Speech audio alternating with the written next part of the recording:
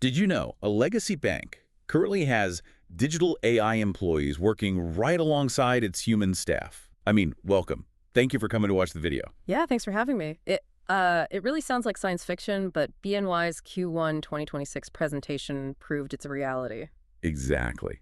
Let's do a quick summary of that prepared presentation before we jump into the Q&A. They just had a massive quarter, like EPS skyrocketed 42% to $2.24. Right, with a record revenue of $5.4 billion, which is, up 13%. And the key strategic focus is that AI is just embedded everywhere now. Yeah, and they even raised their full-year guidance, right? Revenue up around 6% and net interest income up 10%. Exactly. They launched the Eliza platform, and they have 218 AI solutions in production. That's how they secured massive wins like PayPal Alliance and the Treasury's Trump accounts. So with this level of tech integration, is BNY basically operating like a tech giant that just happens to have a banking license? Essentially, yes. Because of their massive scale, they can control their AI destiny without relying on third parties. Oh, wait. Before jumping into the Q&A to see how Wall Street reacted to this AI dominance, I want to say, stick around. The cybersecurity answers we get to later are truly fascinating. For sure. So diving into the Q&A session, Brennan Hawken from BMO Capital Markets asked about deposit trends and wealth solutions revenue. And BNY's response was that macro uncertainty led clients to hold higher liquidity, right? Yeah, exactly. They also noted wealth saw a solid 3% net new asset growth with really heavy trading volumes. Okay, then we had Alex Blostein at Goldman Sachs. He asked about transitory fee benefits from volatility. And BNY responded that their revenue is highly diversified.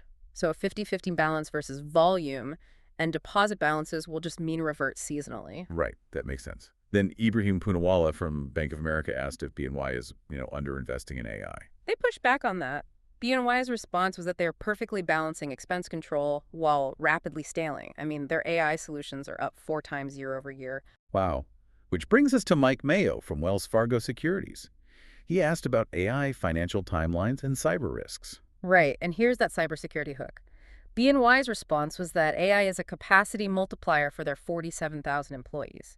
But to fight bad actors using AI, BNY uses a proprietary defensive AI called Mythos. Oh, wow. Fighting AI with AI. That is wild. Ah, Moving on, Manan Gosalia at Morgan Stanley asked about medium-term margin targets and capital rules. and the BNY response was that they are holding the 38% margin target, and the new GSEB rules are actually modestly favorable for them. Awesome. Then Ken Usdin from Autonomous Research, he asked about capital ratios and organic growth. BNY responded that ratios had a single-day quarter-end blip, but they normalized immediately. Plus, organic growth is accelerating with multi-product wins. Speaking of products, Glenn Shore at Evercore ISI brought up private credit risk and tokenization. BNY's response there was that balance sheet exposure is de minimis. They view tokenization as an evolution, not a revolution, just bridging traditional and digital assets. Got it. Then David Smith at Truist Securities asked for metrics on multi-line client wins. BNY's response highlighted a 60% growth in clients buying 3 or more services, which really proves their diversified model works. For sure. Then Stephen Chubak from Wolfe Research asked if AI will push wealth RIAs to self-clear. BNY said the opposite. RIAs actually rely on BNY's $3 trillion scale because building independent AI is just too expensive. Right, who has the money for that? Finally, Gerard Cassidy from RBC asked about the timeline for AI ubiquity. BNY's response was pretty stark. They said it must happen much faster than the internet or mobile banking rollouts, or firms will simply fall behind. Wow. Okay, so for a high-level wrap-up, the main theme here is super clear.